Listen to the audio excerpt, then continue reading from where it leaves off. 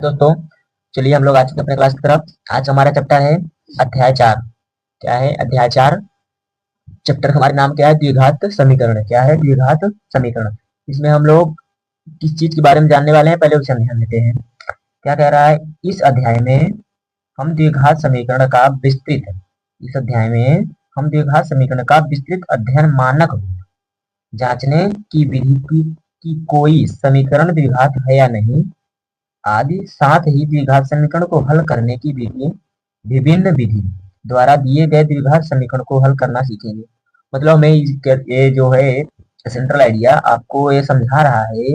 इसमें हम लोग द्विघात समीकरण को मानक रूप में लिखना, अर्थात द्विघात समीकरण को हल करना विभिन्न रूपों से, विभिन्न विधियों से हल करना। हल करेंगे हम, कैसे करेंगे? हल करने का सीख हमें इस चैप्टर से मिलने वाला है। चलिए हम कुछ आप लोगों के सामने एग्जाम्पल्स रख रहे हैं।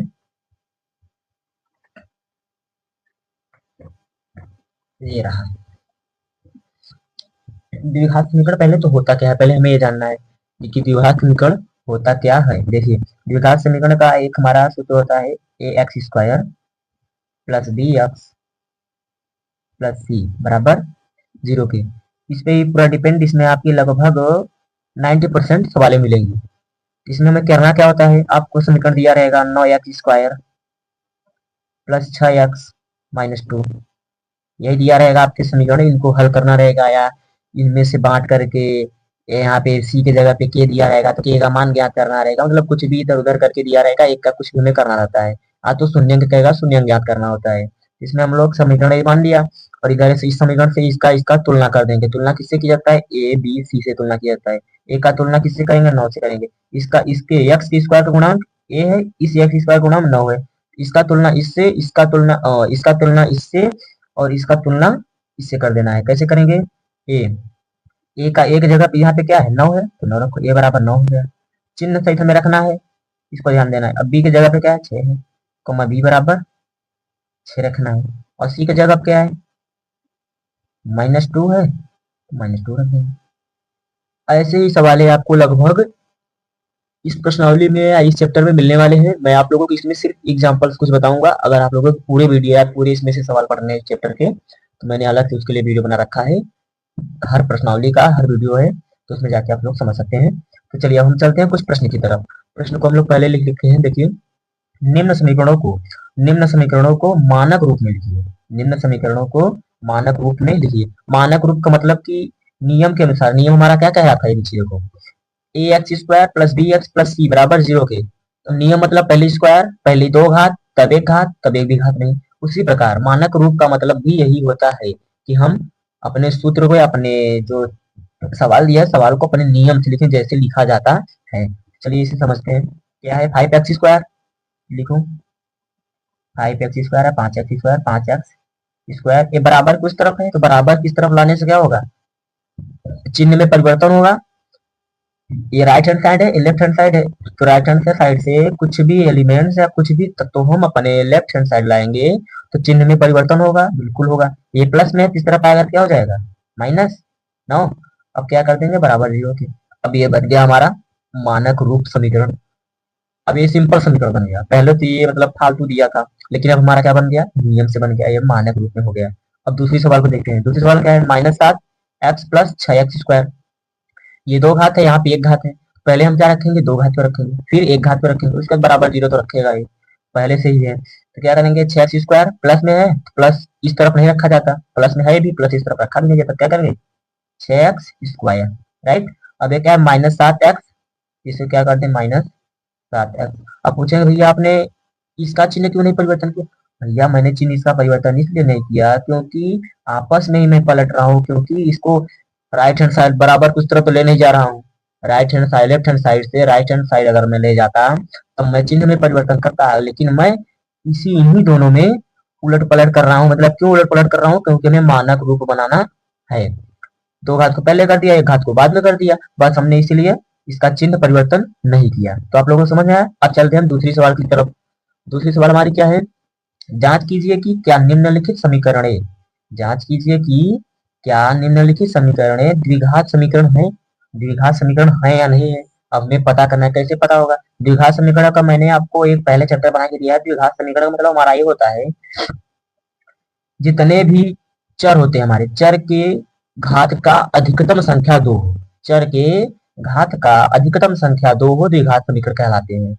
हमारे द्विघात समीकरण का जो परिभाषा होता है, आप ऐसे भी लिख सकते हैं सिंपल तरीके से, कि जितने भी चर होते हैं, चर के अधिकतम घात, चर का अधिकतम घात 2 हो, द्विघात समीकरण कहलाता है। समझ में आया? इसमें अधिकतम घात क्या है आपका? 2 है, तो ये द्विघात समीकरण है या नहीं है? बिल्कुल है। इसे अब मानक रूप में लिख देते हैं। मानक रूप इसका क्या होगा? सीरियल लाइन से मतलब एक्स स्क्वायर पहले, फिर इसको मतलब घात के नियम से, पहले 2 घात, फिर 1 घात, फिर एक भी घात नहीं। चलो लिख दो, 9x स्क्वायर, फिर ये प्लस में है तो प्लस में रखो, 7x, फिर ये -8 है तो -8 रखो। समझ में आया? अब हमारा ये मानक रूप में भी हो गया। यहाँ पे कहा नहीं है मानक रूप में रखने के लिए, लेकिन मैं मानक रूप में भी कर दिया, और ये हमारा द्विघात समीकरण भी है। यहाँ पे लिख देते हैं, हाँ द्विघात समीकरण है, हाँ द्विघात घात समीकरण, कहाँ लिखेंगे? समीकरण। समझ में आया? अब इसी प्रकार हमारी कितनी सवाल दी है? 6 सवाल। 6 सवालों को हम हल करेंगे। चलिए दूसरी सवाल हमारी क्या है? 7x-8 बराबर 0 के, 7x-8 बराबर 0 के। अब ये आपको कहीं से दिख रहा है कि ये द्विघात समीकरण है? नहीं दिख रहा है, क्योंकि यहाँ पे सिर्फ एक घात ही है, 2 घात कहीं नहीं दिख रहा है। इसलिए हमारा ये एक घातीय, या इसे एक घातीय समीकरण या तो रैखिक समीकरण कह सकते हैं, लेकिन ये द्विघात समीकरण नहीं हो सकता, क्योंकि यहाँ पे एक घात है, इसलिए ये रैखिक या एक घातीय समीकरण हो सकता है और द्विघातीय समीकरण नहीं। तो ये हमारा क्या होगा? नहीं, नहीं द्विघात समीकरण नहीं है। अब आप लोग अपने समझ लीजिए, अब आगे लिखूंगा, टाइम वेस्ट होगा। चलिए अब इसके आगे था तीसरी सवाल हमारी क्या है? 10x स्क्वायर, 10x स्क्वायर -7 बराबर 0 के। तो ये तो भाई 2 घात है, मतलब कि 2 घात द्विघात समीकरण है। अब इसमें आप लोग पूछ सकते हैं कि भाई इसमें तो एक घात नहीं है, डायरेक्ट एक भी घात नहीं, पहले 2 घात फिर एक भी घात नहीं, एक घात तो है नहीं, जिससे कि इसमें था, प्रश्न नंबर 1 में था 7x था, एक घात भी था और 2 घात भी था, एक भी घात नहीं था। इसमें नहीं है, इसमें नहीं है तो इसमें कोई दिक्कत नहीं है। हमें एक, किसी भी एक चर में, एक चर में एक ही चर होगा, एक ही, सिर्फ एक चर हो और उसमें 2 घात नहीं, 2 घात है। अगर आपका 2 घात है तो वो द्विघात समीकरण है, बस सिंपल से समझ लेना है बस। अभी हमारा द्विघात समीकरण है, हाँ है, बिल्कुल है, हाँ द्विघात समीकरण है। समझ में आया? अब तीसरा, तीसरा क्या है? एक्स स्क्वायर इस तरफ दिया है और सब 2 एलिमेंट को इस तरफ कर दिया है। समझ में आया? ये बराबर 0 कर दीजिए। अब बराबर किस तरफ? 2 एलिमेंट दे दिया है इस तरफ, सिर्फ एक्स स्क्वायर, एक्स स्क्वायर तो दिया ही है, इसको इस तरफ लाएंगे तो चिन्ह में परिवर्तन होगा, क्योंकि ये राइट हैंड साइड में है, इसे लेफ्ट हैंड साइड लाएंगे तो चिन्ह में तो परिवर्तन होगा, लेकिन ये हमारा द्विघात समीकरण है। क्यों है? क्योंकि भाई यह एक्स स्क्वायर पहले से ही दिया है, इसलिए हमारा यह द्विघात समीकरण है। तो ये क्या करेंगे? हाँ द्विघात समीकरण है भाई, है। क्यों है? क्योंकि भाई द्विघात समीकरण मतलब घात, चर पे 2 घात है तो हमारा द्विघात समीकरण है। समझ में आया? अब हमारा क्या है? प्रश्न संख्या 5वां क्या है? एक्स स्क्वायर बराबर 10 के, एक्स स्क्वायर बराबर 10 के। अब इसमें क्या है? एक्स स्क्वायर, एक्स स्क्वायर मतलब कि ये चर हो गया। अब आपका 2 घात, 2 घात है, चर के ऊपर 2 घात है आपका, 10 को हम लेफ्ट हैंड साइड और राइट हैंड साइड से लेफ्ट हैंड साइड ले जाएंगे, चिन्ह में परिवर्तन करेंगे, लेकिन ये हमारा 2 घात जो है 2 घात ही रहेगा, कटेगा पीटेगा नहीं, इसलिए हमारा ये भी द्विघात समीकरण है। समझ में आया? छठवां सवाल हमारी क्या है? छठवां सवाल हमारी बटे में है, तो बटे में इसमें कोई कंफ्यूजन नहीं होना है, बटे में है यार तो क्या यार, अब क्या करेंगे, द्विघात समीकरण है या नहीं है यार? यहाँ पे द्विघात समीकरण हमें सिर्फ इतना देखना है, चर पे घाते 2 है तो हमारा द्विघात समीकरण है। समझ में आया? जैसे यहाँ पे 2/3 x square plus √7 x plus 1 बराबर 0 के, यहाँ पे एक्स स्क्वायर है, बस द्विघात समीकरण हमारा। समझ में आया? ये भी हमारा द्विघात समीकरण है। समझ में आया? तो आई होप आप लोगों को समझ आ चुका होगा। अगर आप लोगों को इसके पूरे वीडियो देखने हैं इस चैप्टर के, तो आप लोग मेरे जाके अगले वीडियो में जाके देख सकते हैं। धन्यवाद।